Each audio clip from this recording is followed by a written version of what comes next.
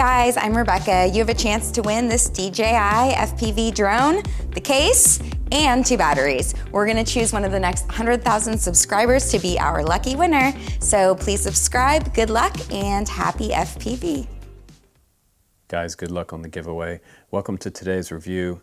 I'm Justin Davis, and we're gonna check out something that seems to be brought from the distant past to the future. But this is the future of FPV drones. It is a foldable, compact 6S, lower power system that can get you an upwards of 18 minutes flight time on a 6S, 1700 milliamp battery that you can get for it. That's actually pretty good. You can also get it in analog versions for you analog guys. I know most of my guys still fly analog.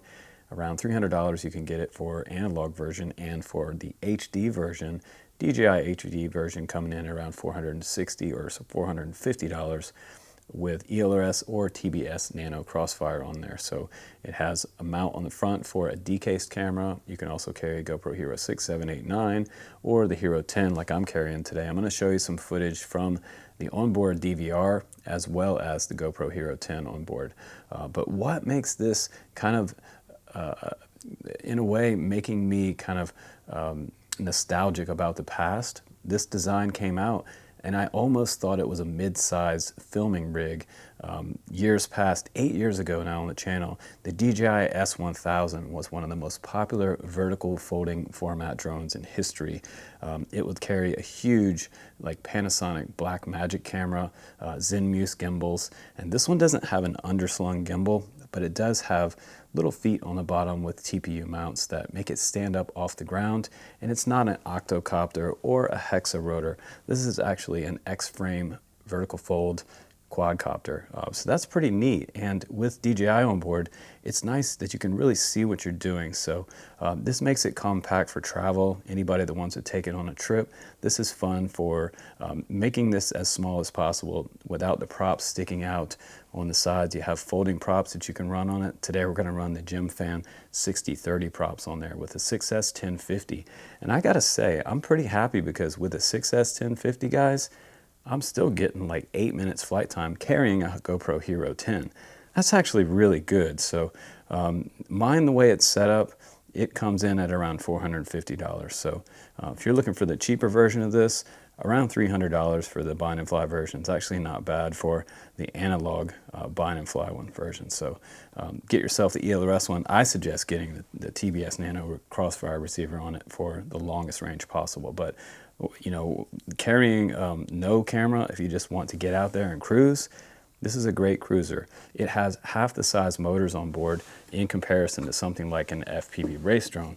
These are classic 2207 motors with 5-inch props on there, non-foldable. This is a lot more to transport. You have to take all the props off if you're going to take it on the airline. And this one, you could just simply put it in the storage bag that it comes with. Really nice velvet bag. Slide it in here, put it in your carry-on bag, and you're good to go. So let's go ahead now and let's fly this super cool folding drone, vertical folding drone. And again, I'm so stoked about this because honestly, guys, in the FPV community, we've really only seen like horizontal front to back or side to side folding. I haven't ever really seen a vertical folding FPV style drone in around about 8 years since the DJI S series, S900 and the S1000. So here we go with a smaller 6-inch version FPV folding, vertical folding drone. Let's go ahead and check out some of the footage. After that, we'll come back in and we'll take a little closer look at this drone and how cool it is on the bench.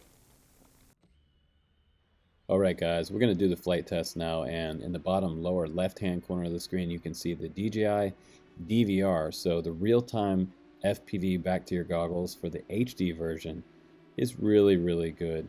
Now, the big picture there, that's my Hero 10 by GoPro, and I'm running Hypersmooth 4.0 today, and I'm running 60 frames per second at 4K. So it is a little overcast today, but you can still see cloud definition. There's nice depths of field. But I feel like the darks are a little bit too dark. I probably would have lightened that up in the camera view if I would have really been paying attention today. But today it's not about the GoPro really, because you can get stellar video these days with a GoPro Hero 10. Everybody knows that in the drone community. But today it's all about the Kolas 6, and I keep wanting to call it a koala. Maybe that should be the nickname for this drone, but right away, let's just get into the way this drone flies. Now, I was able to slow down quite a bit, and at first, in acro mode, it seemed like it wanted to go really fast across the field, but it had a really nice tilt on the camera, maybe about 20%. I wasn't super high on the tilt, but the forward speed, the tuning, and being able to fly across the ground and stay at a pretty stable height close to the ground with plenty of control around objects and things in the field, it felt really good. And I wasn't expecting that. I expected it to fly more like a ferry, maybe more of a cruiser, maybe not quite as much power. And the motor system on board, I was mentioning that with the 6S version, even though they're low kV motors, it feels like it has a lot of nice high-end throttle, so I like to call that juicy. And it felt juicy on the sticks, meaning that it felt like it had plenty of power to weight ratio. So it does feel like it could freestyle quite well. I did see that in some of my flips and rolls, it would kind of catch itself. I'll show you that coming up, but I just wanted to show you some high up footage. Don't see a lot of jello in my Hero 10. It's looking beautiful as always. And again, looking at the DVR, there was about the same, maybe the same, if any, jitter in my DVR. So other reviewers did report some jello and some jitter, and it maybe they had a loose prop. Different things happen. So mine was running really smooth, and you can see here in the video, proof is in the video, so there's not hardly any jello. I don't see any in my playback in my editor. So if you see some, let me know by all means. I'm doing all this with a critical eye. Now, a little bit of mild freestyle here with the Hero 10 on board, just a flip over that tree right there to begin with, and I wanted to come back again and just do kind of another side 2 flip and roll back around. And this is where sometimes a drone will bottom out, and this drone didn't bottom out, meaning that I lose a lot of the throttle coming back down around a big loop or a flip, and it feels fine, and it feels like I'm flying a capable light freestyle drone. I wouldn't say it flies like a full-size Nazgul 5 or something like that with a Hero 10 on it, obviously. It has a smaller cruiser power system on here, so this is about what I'd expect this drone to do. I would say the performance on it is pretty good for what it is. I think it would perform even better without a GoPro on board. So I think it would do any freestyle that I could throw at it without the Hero 10 on there, if that's what you wanted this drone to be. But as far as the way the frame is built, I wouldn't use this one as a pure freestyle drone. If you're buying this drone, you're probably going to buy it for long range flying and something like a long flight time and a cruiser. And that's really what this drone is. It's a lightweight cruiser, 6S, low-end power system on here for really getting out there and cruising on a LiPo. I believe if you got the 6S version and you put a Lion on here, you might be able to push out like 30-some minutes flight time, 35 minutes possibly, with these motors and the way this quad's set up, which is really, really interesting to me. I do have some pretty large 4,000 milliamp batteries that I could test on this for you guys if you'd like to see that later. But again, like the tune on here for me, it's nice. The punch out, it's nice. The tune, it's nice. And the way the drone folds down, it is a little bit quirky. You kind of have to get used to it, the way it works, the way the springs work, and you got to make sure that the arms are locked before you take off. But I think one of the reasons that we have such a smooth flying drone here, again, is that we have an inverted motor system. And from 10 years ago even, Horizon Hobby used to make some little indoor line of sight quadcopters that had stabilization on them, and they were inverted brushed motors, and they were some of the smoothest, quietest drones I'd ever flown for a little toy indoor drone. And this is pretty much a big version of that. It flies extremely stable in stability mode. If you wanted to do some cinema with this, absolutely could. You could get as good a cinema with this as any Cineloop out there, and then have the capability of doing long range, which I think is probably a really good thing to have in your arsenal. But I couldn't get enough of flying this. And the greatest thing about this, when I came in for a landing, my 6S1050 battery, I got 8 minutes out of this flight test and my battery was not hot. A couple days ago when I flew the Nazgul 5 V2 with the new F7 flight controller, that battery came down super hot and almost like it wanted to puff. And this is the same battery, but much better performance. So I'm pretty happy with the flight test. Let's go back to the bench now and take a closer look.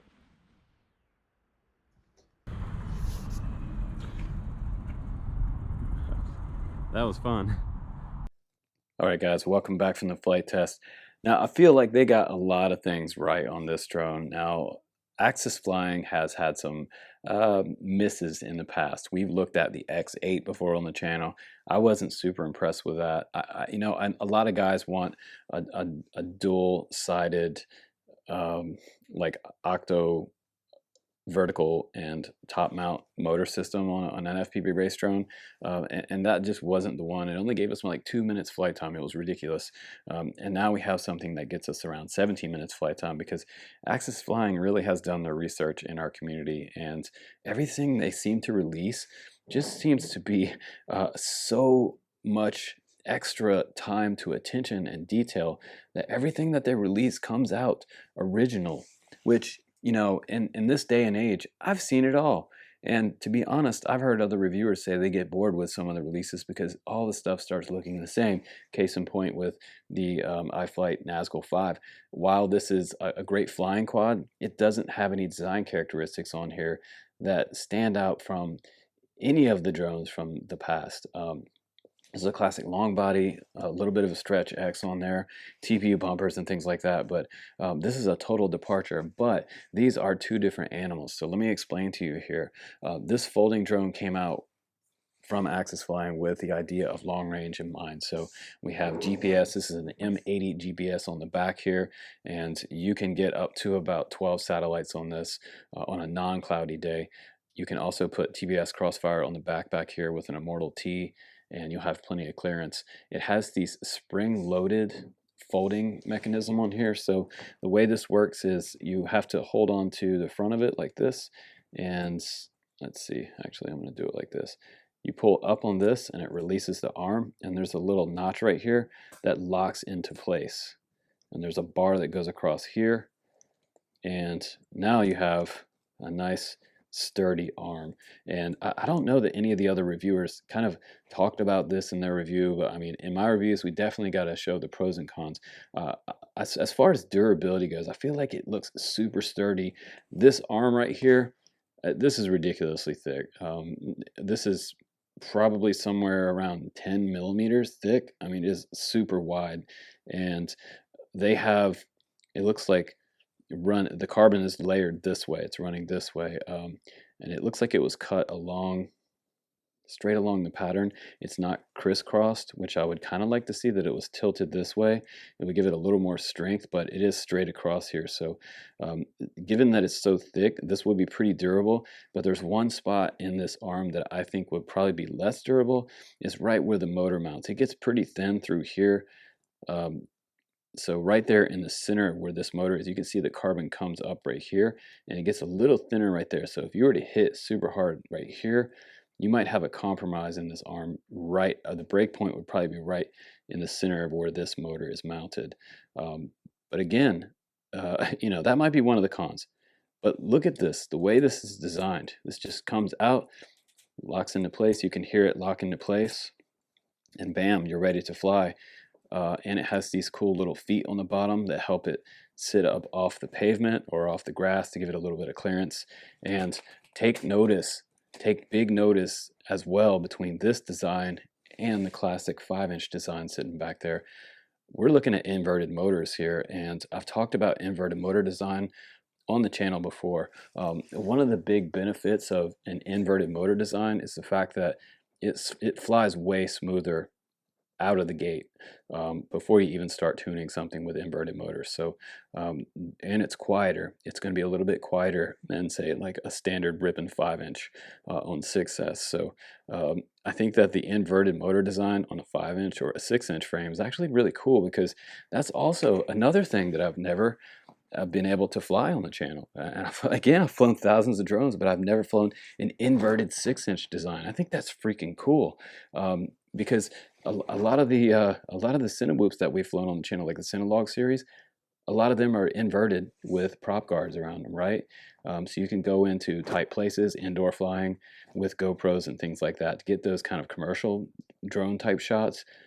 But this guy is all about getting out there and cruising and not having a lot of jello in the camera while you're flying. Mine was pretty well tuned. I didn't see a whole lot of jello in my Hero 10 footage. I'm also running Hypersmooth 4.0, and I feel like mine did good. I also like the fact that this is a nice platform in the back right here. If you look on the back right here, you can get a 6S 1700 on here all day. This is pretty big back here, and still have room for a GoPro. You could have a pretty tall battery right here. You've got this rubber mount right here all ready to go. This top plate will come off and you can have access to the entire stack right here. I also like the fact that they have the camera down here instead of up here, and then something like some kind of big GoPro mount above the camera. Two separate entities there, which I think is a really nice. I've seen other designs with them kind of integrated into one, but having this down here gives you a little more camera protection in a crash. Now your Hero 10 is going to be sitting up top and take a lot of abuse up here, but it's you know, it is what it is there. But underneath here we also have LEDs. We have access points on the other side for the flight controller. Is the F722 flight controller in there with 45 amp ESCs for 6S, which is pretty cool. One other con about it for me was trying to get in there with my bamboo skewer and find the bind button for my DJI goggles on the Caddx Vista was kind of tough. You might have to make this hole just a tiny bit bigger, but yeah, if you do, you're going to have more scraggle possibly poking in there. But this is a really nice scraggle protection, and scraggle means just, you know, tree branches and things like that that you might crash into. So plenty of like flight controller and ESC protection all the way around right here. You've got this little TPU bumper on the very bottom too, protecting the 45 amp ESCs. They're actually on a 45 right here. So this is more of a larger size ESC mount. And actually, if I look at this closer, that's actually the flight controller down there. This must be, yeah, that's the flight controller down there. So they have this USB port routed all the way up to this side right here. So this wire comes all the way up to this side, and then inside this little hole right here is where your Caddx Vista is. And it was just, again, it was a little bit hard to get to. But I also like the fact that we have a lot of cool things going on this quad. I like the fact that they also put a long vertical antenna there, left-hand circular polarized, for long range. And so many times I've seen a quad come out with an antenna like this. That's just unattractive. Am I right? A tiny little shorty antenna. I would at least like to have like a mid-size antenna, or even a longer antenna, even on some of the freestyle frames. It just makes a little bit better signal back to the goggles. But again, we have those sort of vertical arms on this one, and normally we see arms that are facing the other way. Case in point, like on this quad right here, these are replaceable arms, but they're on this flat side here. They're not vertical. And it's been a few years since I've actually seen a vertical mounted arm, but with this vertical folding system, that's the perfect setup for that. But I feel like this was a fun release, and if you want something that's kind of like original and it's not looking like the rest of the pack, I feel like this is a great choice if you want something that's just kind of cool. And I gotta say that the tune on here is good. The flying characteristic, the way it felt when I was flying it, I didn't notice that I was flying smaller size motors. It just felt peppy, even with my Hero 10 on board. I had a freshly charged 6S 1050, and that also might feel peppy to you. If you want more kind of power to weight ratio on this quad, I would go for the 1050 on board, because it's just a little bit smaller, a lot smaller than a 6S, say 1400, or absolutely the beast of a 1700 size. If you're gonna put a 1700 on here, that's more likely going to be for your long range flight. So I would stick to around, I'd say 1300, and you'll get plenty of flight time. The 1700 is going to be more expensive, but if you're the guy who's just going to send it out there miles and miles, then by all means get the 1700s version and go out there and get yourself 18-minute flight time. I think that overall, though, this is one of the ones that it should sell pretty well, because they offer so many versions of it as well. The analog version and the HD version, I think that was super smart. I've seen other companies in the past release like HD version only, and I think Flywoo did that on a few models, and that kind of made everybody mad. I think Emax did that at a certain point with the Baby Hawk HD, and everybody wanted that Baby Hawk HD, but they didn't release the analog version for months and months. And Axis Flying came out with a little bit of everything here for you, including ELRS or TVS Nano Crossfire, and GPS return to home on here, an M80 module in the back for your, say, low voltage return to home, or on a switch return to home. Super nice. So if you lose signal, this thing's going to level out and turn around and fly back to home. It won't come back and land, but it will come back and hover over the home point until you regain signal with your radio. And by that point, you will have signal, unless something is seriously wrong, and then it'll just sit there and hover until it runs out of battery. I've done it before, if you can't get total connection back to your drone. But I'm wondering how these springs are going to hold up long term. But the cool thing is also that you can get these frames available, so you can get extra parts for them.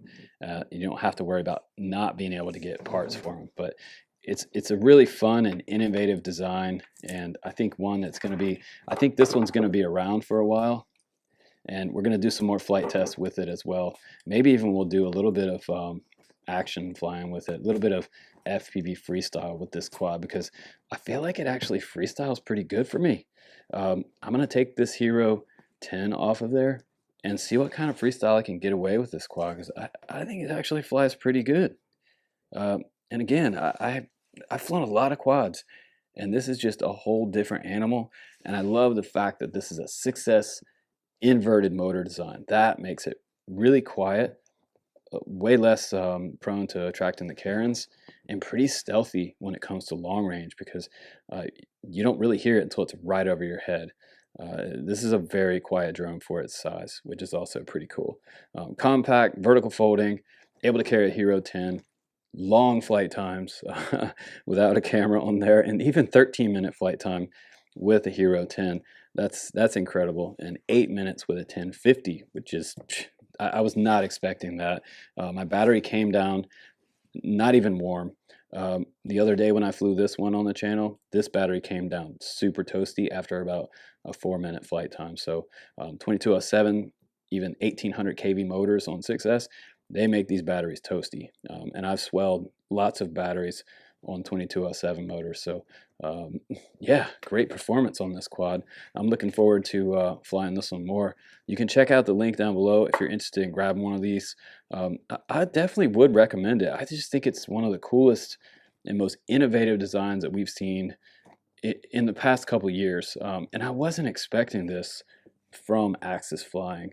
You can also check out another link I'm going to put down there for their new Cinewhoop that they have that's coming out. It's called the Axis Flying Blue Cat C35, a 3.5 inch version of a Cinewhoop. So they're heading all directions, and this one is just my favorite so far. So good job to Axis Flying, and check out the link down below again, and take care, guys. I will see you on the next one. Please do subscribe and click that notification bell for when the new videos come out. We release new videos all week long on the Drone Camps channel. Guys, take care, and I will see you on the next one.